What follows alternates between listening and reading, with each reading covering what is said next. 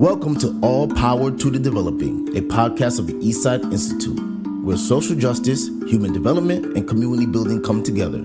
This is where you will meet activists, artists, teachers, scholars, helpers, and healers who are bringing creativity, hope, and possibility to individuals and communities all over the world.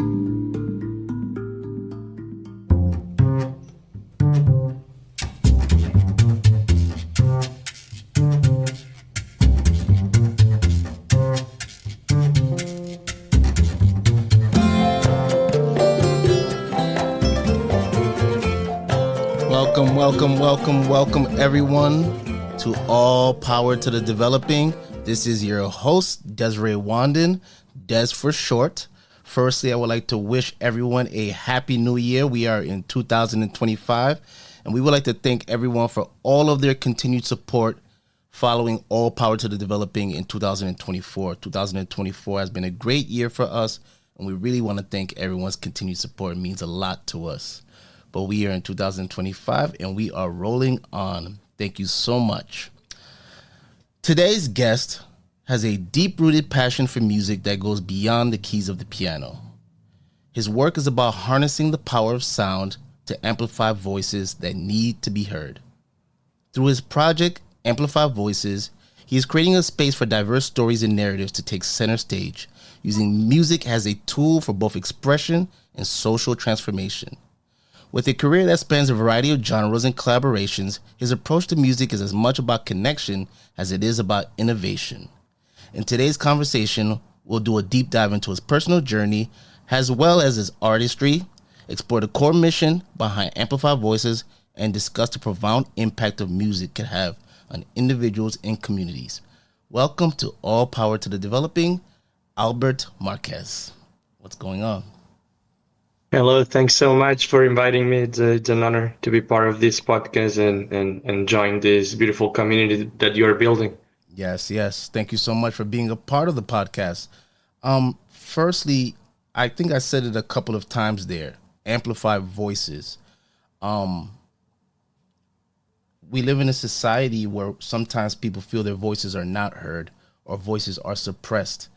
How did Amplify Voices get started? Could you give us some background about Amplify Voices? And could you also tell us what Amplify Voices is and what the core mission statement is about? Yes, the first time that I heard the concept Amplify Voices was during 2020. I live in Brooklyn, New York. I was going to Black Lives Matter protests almost every day, and I saw a sign that said Amplify Black Voices. This is really the first time that I heard that idea. And what I liked about it, what I really loved about it was, what if, I'm talking now as a musician, but I think that you could apply to other things like activism. What if instead of protesting on behalf of certain group, or what if instead of doing a concert to, let's say, fundraise or support another collective, we provided a platform where we could hear directly from them. That's what I really loved about it. I thought it was radical in the sense of going to the root. Amplify Voices, I would say that takes that to a little bit an extreme. Because how do you make music with someone, for example, who is on death row, or someone who is almost 100 years old and who survived the Holocaust in concentration camps? How do you make music with people that have never ever even considered themselves musicians? So there are lots of challenges in terms of logistics and also collaborating with them. But I think that the result is very powerful because they are, in a way, they're not even trying to make art. They are simply explaining what happened to them, what kind of state-sponsored violence they suffered. And the job or the function of the composer, in my case, and the musicians in general, is to provide a platform, an amp, where the audience will not only hear their voices, but I think that music is extremely effective, making you connect with them.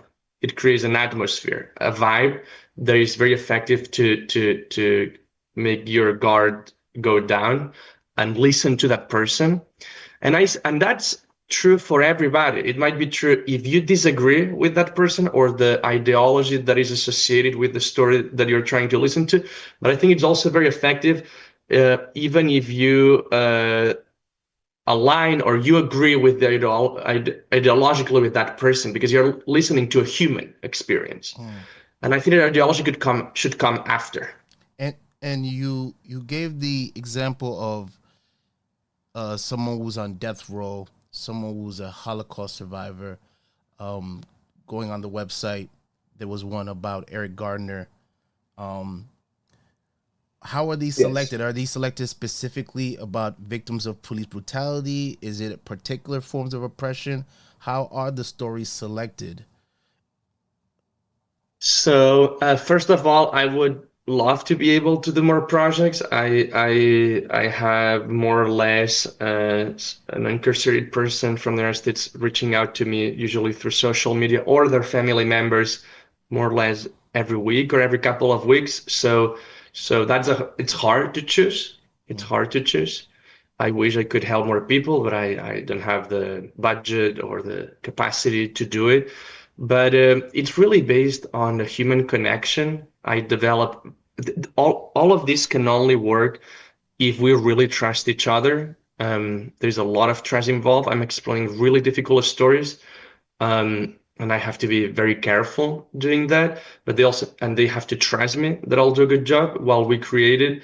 So the personal connection is very important. Um,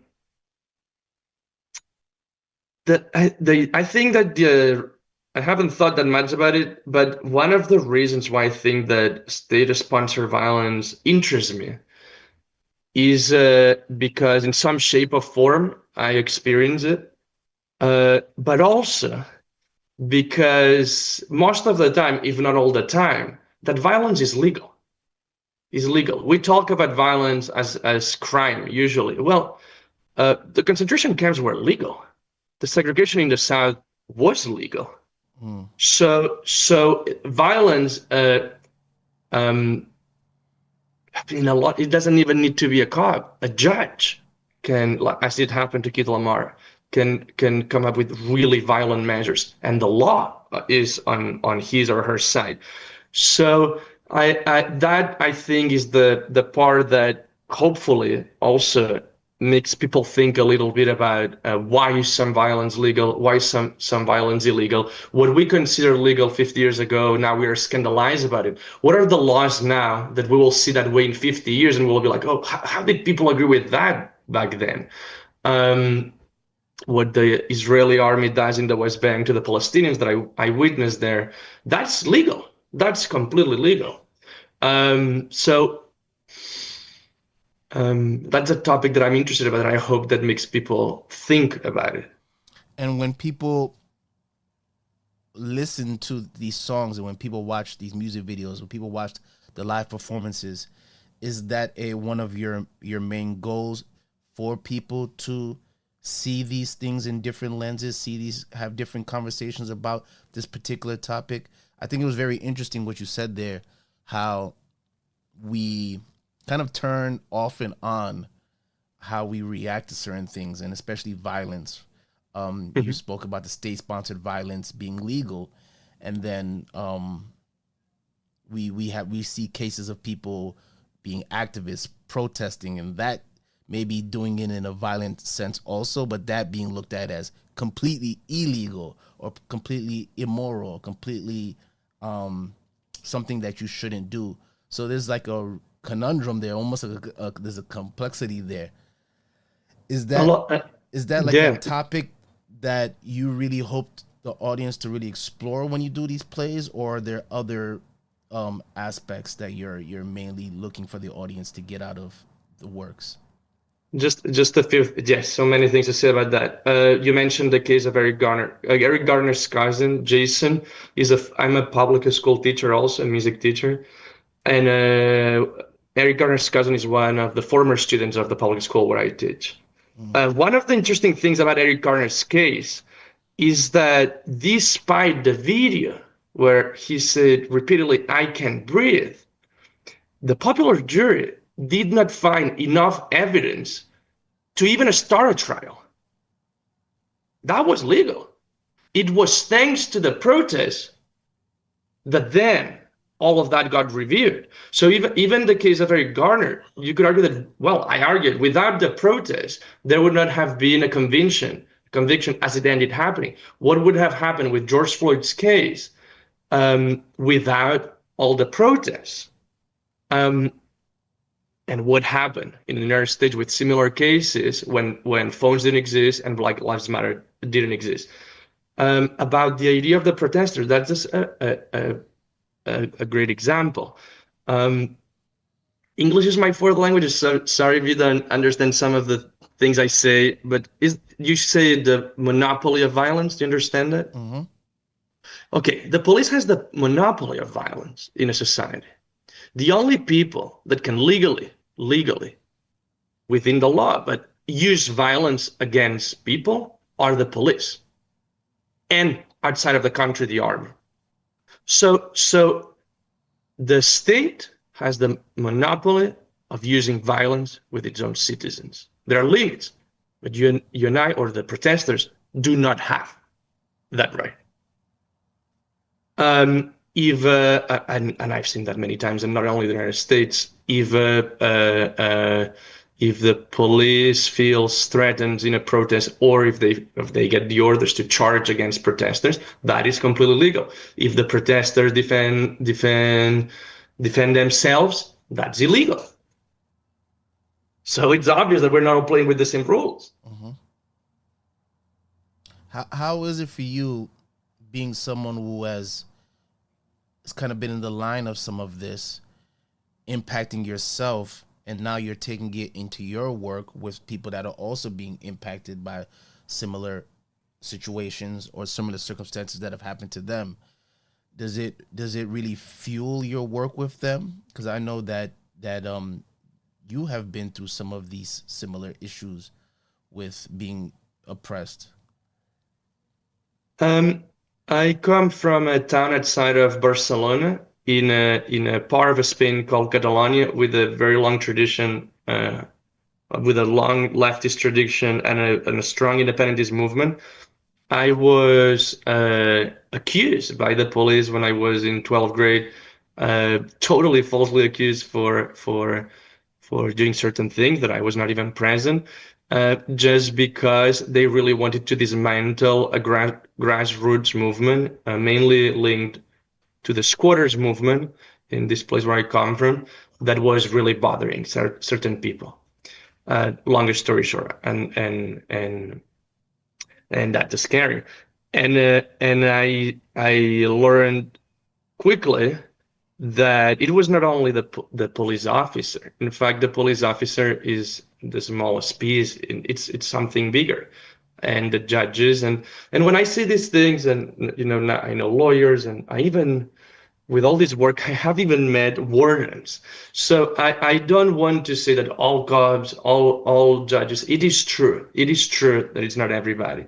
I would say, though, that when you do activism, especially some kind of activism that is, I would say, trying to threaten the status quo, they are defensive, and they are going to protect a system that they think it's fair, or that benefits them personally through a salary every month. But I also lived in Paris 3 years, and I've been seeing patterns that are not really unique to one country. I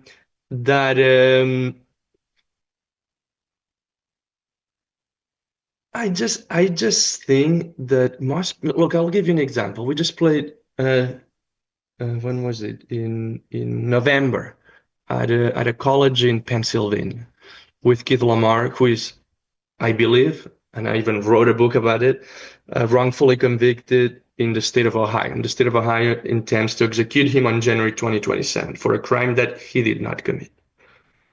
There was an 18, 19-year-old student that came to talk to me after the concert, and she said, "What do you mean? Like, there are wrongful convictions? That's a thing? What is an acceptable margin of error with a sentence that you cannot undo, such as executing a human being?" So this is not even me. It's like when I say there is someone who is now living in Serbia, who I want to work with, that has reached out to me, a former Guantanamo prisoner. The United States, so Guantanamo has had more than 700 prisoners. The United States has declared innocent in court, or in the, if you can call it a court, this military martial law thing that they have in Guantanamo in a no man's land, in a, what I think, an unfairly or unjust colonization of part of Cuba, of the island of Cuba. They have declared that 90% of the Guantanamo prisoners are innocent, 90, after torturing them for years. So what I'm trying to say is that it's not me. It's like wrongful conviction is real, and it's there. And this is what the system has accepted as a mistake. What is the real number? Absolutely, absolutely. I think we're going to take a small little pause, and when we come back, we're going to go a little deeper into Amplify Voices. I think it's very interesting that you're doing this with people that can't make music, so I want to explore that a lot more and hear a little bit more about your journey. We'll be right back after this quick message on All Power to the Developing.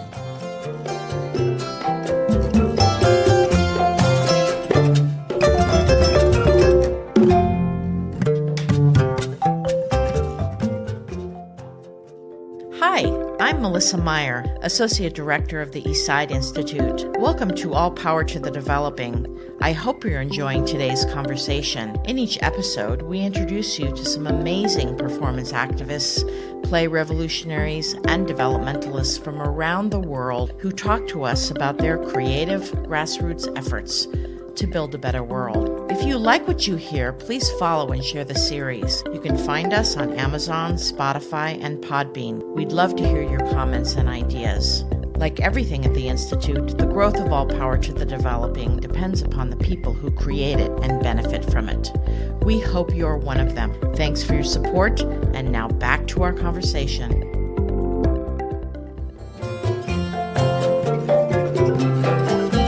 We are back on All Power to the Developing with Albert Marqués. Going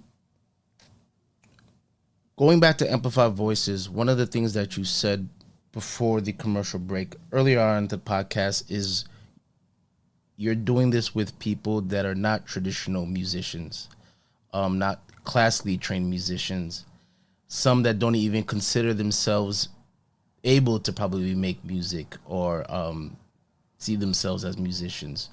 Can you speak a little bit about that process of one not seeing themselves as a musician, but in this process with you guys as trained musicians, as you are a pianist and composer, creating this story, creating these narratives, creating these projects, using music? Yes, I think that so a few years ago, I won't lie, it was because of necessity, because I live in New York City, it's very expensive, and as a jazz piano player, and my wife's an artist, and we have the kids that you might be hearing in the background, it's not easy to survive. I also became a public school teacher. What I didn't expect is to love it. I really like it. And one of the things that I do every single day, including this morning, is to help teenagers express themselves. I would even say that we help them we empower them to be able to explain their stories, especially with the class that I teach songwriting, without having yet the skills necessary to do it. But that's my job every day. So I think that I learned this skill that I use with all these Amplify Voices projects, I learned that as a public school teacher. The idea of the artist or the musician being some kind of superior creative human being, and then the rest of society being some kind of civilian that will never be able to do that, I never bought that idea. It's true that some people choose this very difficult path, that it's being a musician, but in fact, all kids are very creative. It's later, when we're adults, that we stop doing it. But we all do it as a kids, painting or playing music in school, etc. I think that that's the part that is a little bit coaching with a lot of them, where I have to convince them that they're capable of doing it. So each case is different. With Kid Lamar, he already wrote very well. So in his case, it was very easy to just help him a little bit more about the pacing and how to express the spoken word. Kid Lamar calls live from his cell on death row within the schedule, while we perform with a contemporary jazz band. And we have done concerts and tours in Europe, the United States, Latin America. We had to work on that at the beginning. But now, in fact, I just heard an interview a few weeks ago where he even describes himself as a musician. He didn't do that when we started. Jason Fulford, in the song with Eric Garner that we released for the 10th anniversary of the NYPD killing his cousin, he raps. We worked a lot on it. What I did with him is that I asked him to join us during a Freedom First tour. Freedom First is what I do with Kid Lamar, and he performed his song every night. And when I thought that he was ready at the end of the tour, that's when we went to the recording studio. In the case with Pablo Hasél, even if he's a rapper who is in prison in Spain, listen to me, there's a law in Spain that says that you cannot insult the king of Spain. In English, the law is usually called lèse-majesté. That exists in a lot of countries, including Spain. So he's currently incarcerated, Catalan rapper, for making 2 songs against the king of Spain. The prison didn't allow me to record the phone calls. So even if he's a musician, in his case, we use statements that he did in court during his trials that were recorded, that he selected, and I build the song around that. That's what I did in this case. With the Holocaust survivor, she's really old. So what I did is I interviewed her for 2 hours, and then I selected segments and I build a composition around that. So I really have to make it work differently depending on each case. But all of it requires some kind of personal connection, emotional connection, lots of conversation, some coaching, building trust that leads to because when you are creative, you're very vulnerable, and you have to work on that. It's not easy, but they all do it, and I think that they are very proud and happy with the result. Yes, that's something I wanted to kind of explore, the vulnerability of that. You're dealing with a lot of very tough situations, tough stories, trauma, yeah. Hard trauma. How is that for you? You know, you as one of the main facilitators of this whole process. You know, and you're working with students day in and day out as a public school teacher, which is challenging in itself. And then now you're embarked in this whole other project, you know, dealing with some of like you said, traumas, hardships, tough stories. How is that for you as a facilitator, and how do you build that resiliency to continue to want to amplify these voices? Thanks for asking that. It's not easy. So things that help, lots of therapy. For example, if anybody who's listening to us now wants to work with the death penalty subject, it's a really hard one. You do create emotional connections with people that most of the time get killed by the state. In the United States, there's more or less an execution every 2 weeks. It's not on the news. Sometimes it's usually in the local news of Texas or Oklahoma. There are activists that really do get involved. When you get involved with someone that might be executed, you cannot be a savior. You cannot try to have some kind of savior complex. You do your best, knowing that it's very difficult what you're trying to do to overturn a sentence. And some days it's very hard, especially because of what you said. When you teach in a public school, unfortunately, we deal sometimes with poverty. For me, the worst cases are of a sexual abuse, or 2 years ago, to former students I had that I work with committed suicide. I'm not going to lie. This is all very difficult.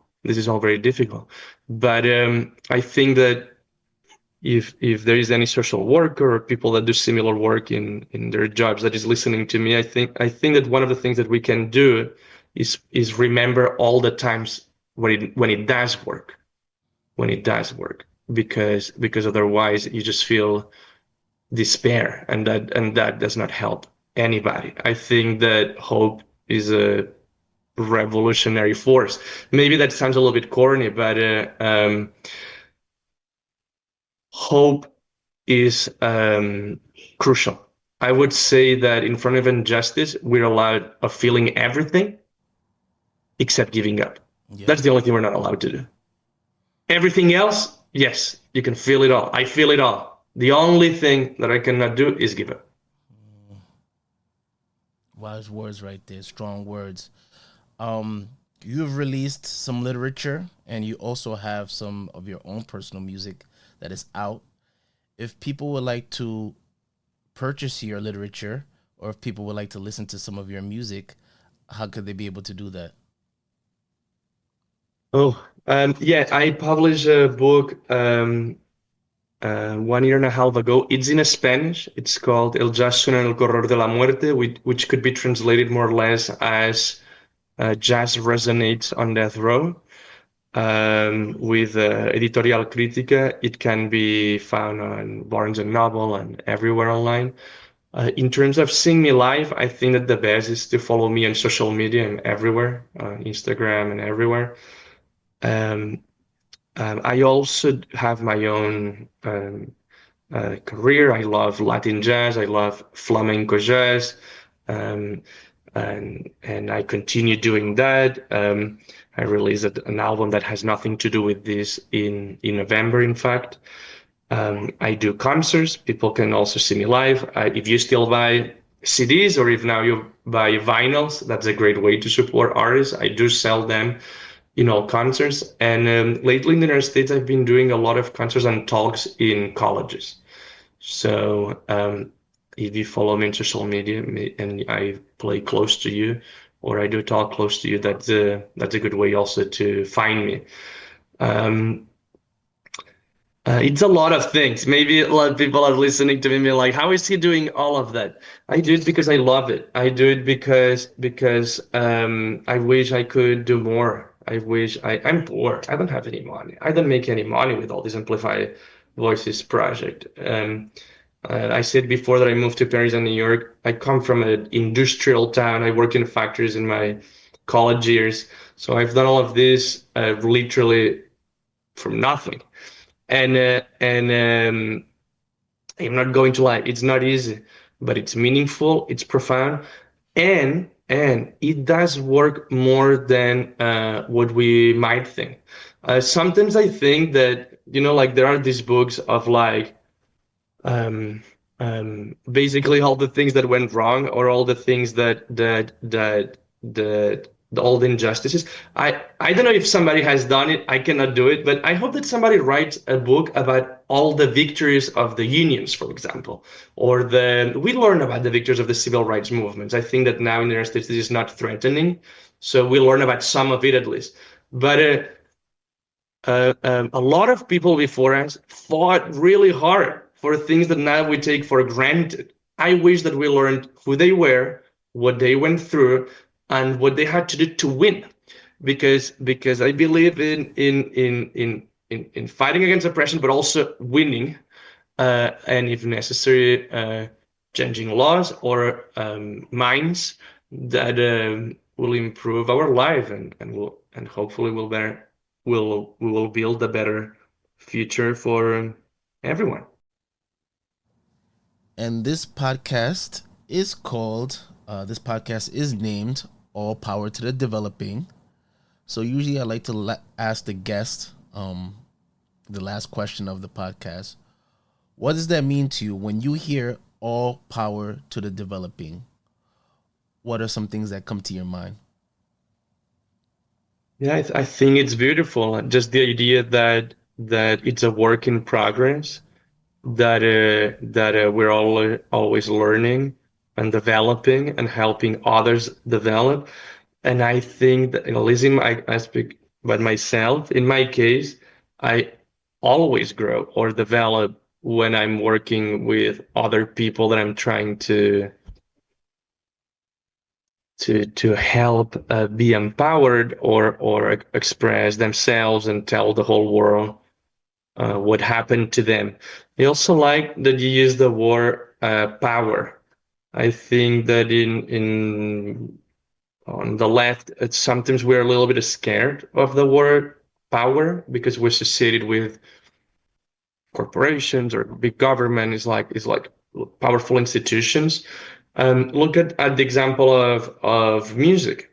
Uh, those in power, you always use music to have an impact on us. This summer I was watching the Olympic Games. If you listen to the national anthems, all of them have very specific melodies and harmonies, no matter which continent, by the way, that come from a French romantic, super emotional aesthetic from the end of the 19th century. Why is that? Because they make you cry. That's using music to manipulate you. When I was a kid, I would be mad with myself. I would be watching TV, and sometimes I was crying with the net. That's the music they use to make you cry, to sell you things that you don't need.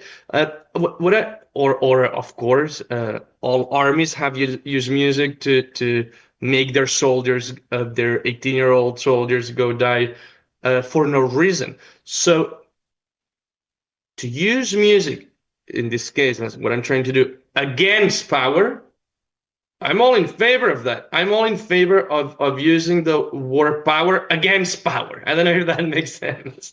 Yeah, I love it. Yes, we could use music to destroy, or we could use music to build. And yeah, oh yeah, and I believe. By the way, I do believe in building. Destroying is interesting and maybe necessary, but it's only temporary. The most important thing is building. Yes. Thank you so much, Albert, for being on All Power to the Developing. All Power to the Developing is available on all major digital streaming platforms. Yes.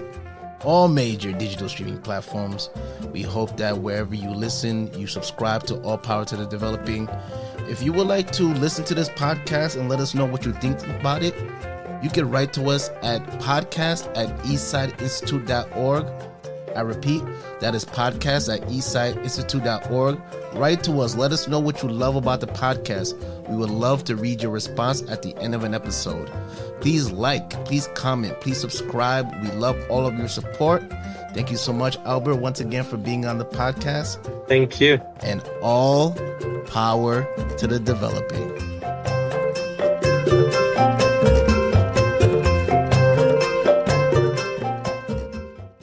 All Power to the Developing was made possible in part by Growing Social Therapeutics, the Baylor Wolf Fund,